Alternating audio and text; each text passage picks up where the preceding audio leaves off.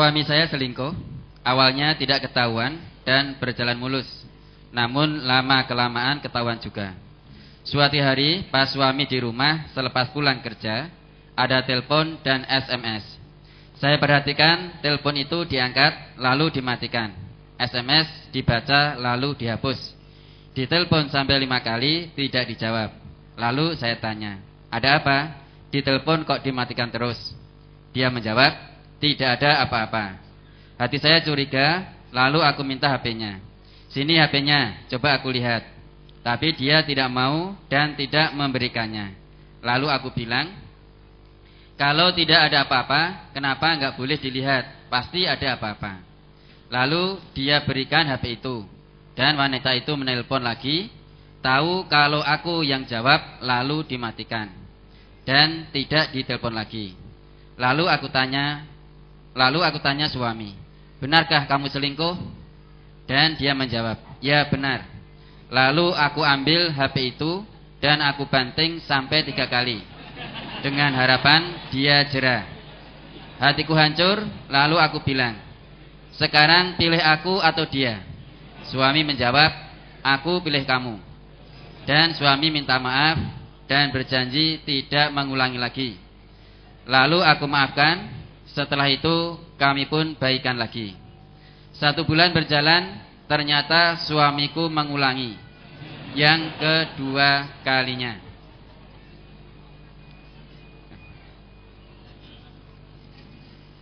Dan berjalan mulus.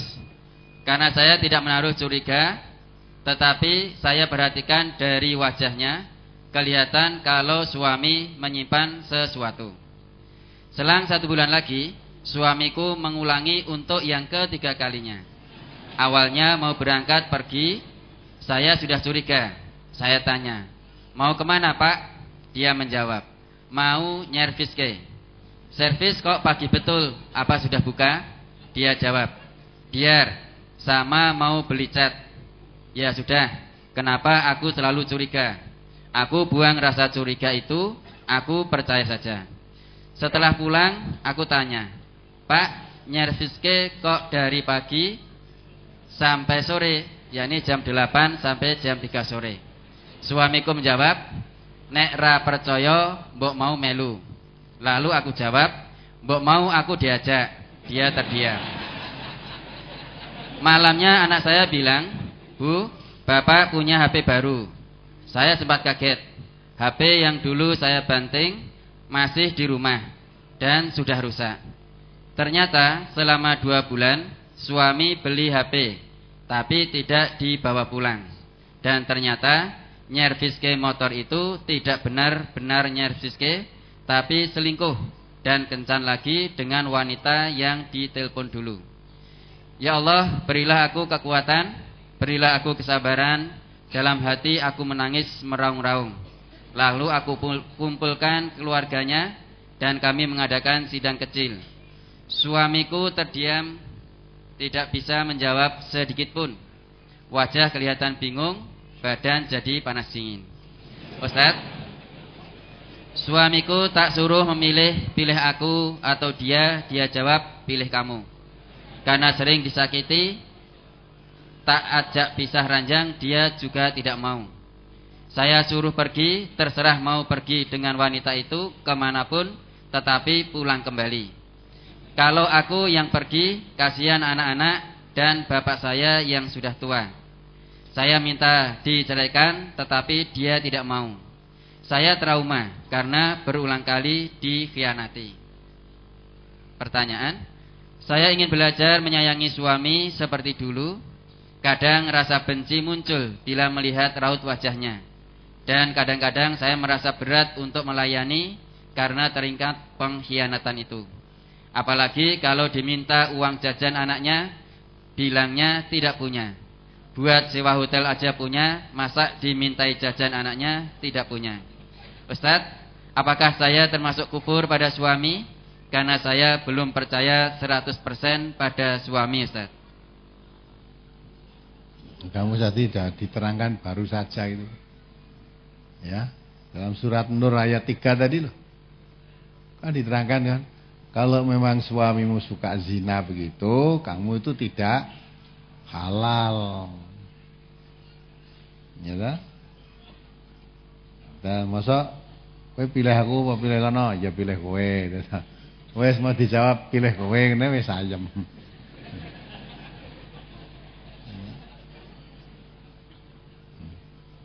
Gitu kan? Ya nek nang omah pilih kowe, nek nang jaba pilih kono kan gitu.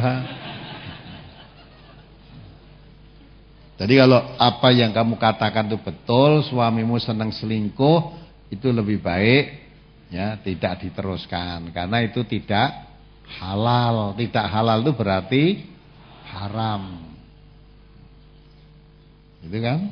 Tentang ini menurut aturan agama dalam surat Nur ayat 3 tadi, kalau laki-lakimu suamimu suka zina, ya kamu wanita muslimah tidak halal, dan sebaliknya kalau yang suka zina perempuannya, suaminya wanita laki-laki yang baik muslim taat, ya tidak halal.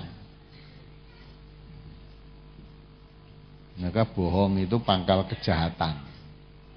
Dan kalau sudah begitu orang berbuat selingkuh, berbuat zina, berbuat maksiat kok sampai ketahuan tuh mesti tidak hanya sekali, berulang kali. Sebab kalau sekali itu biasanya masih ditutup oleh Allah, diberi tangguh. Mumpung belum dibuka oleh Allah, kamu bertaubat, berhenti, menekat. Kalau nekat dibuka oleh Allah pintu kesenangan berbuat maksiat makin banyak, makin leluasa. Nah, di tengah-tengah menikmati kemaksiatan tadi, setara tiba-tiba sekonyong-konyong datangkan azab Allah. Coba dibaca surat Al-An'am ayat 44.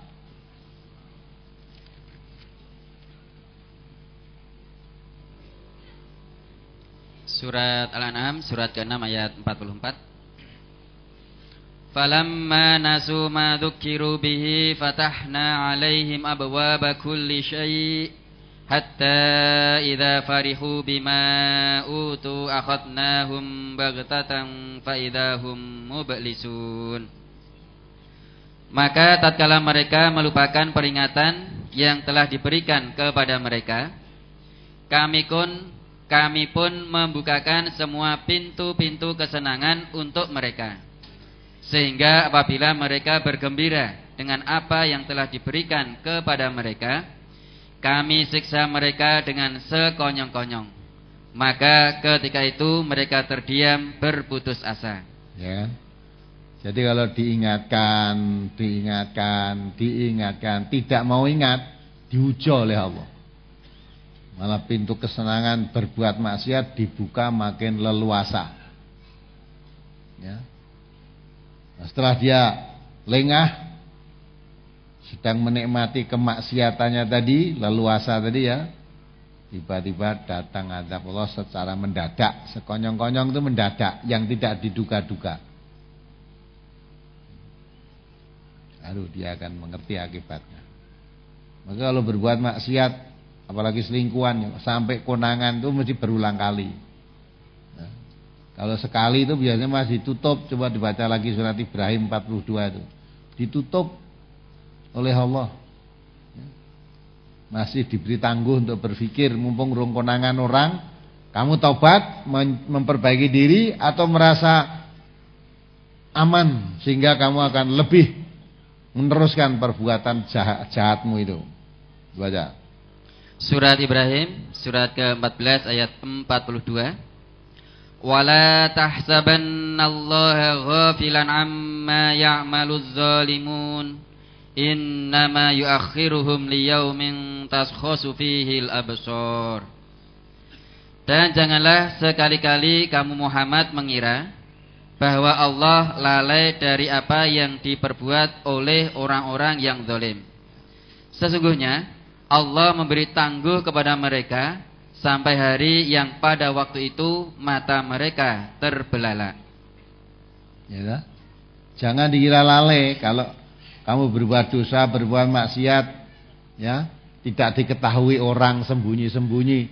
Jangan dikira Allah juga tidak tahu. Allah itu tahu. Di mana aja kamu berada itu Allah tahu. apapun yang kamu lakukan Allah tahu gitu loh. Maka kalau manusia berbuat tidak baik atau berdosa kok yang lain tidak tahu, jangan dikira Allah juga enggak tahu.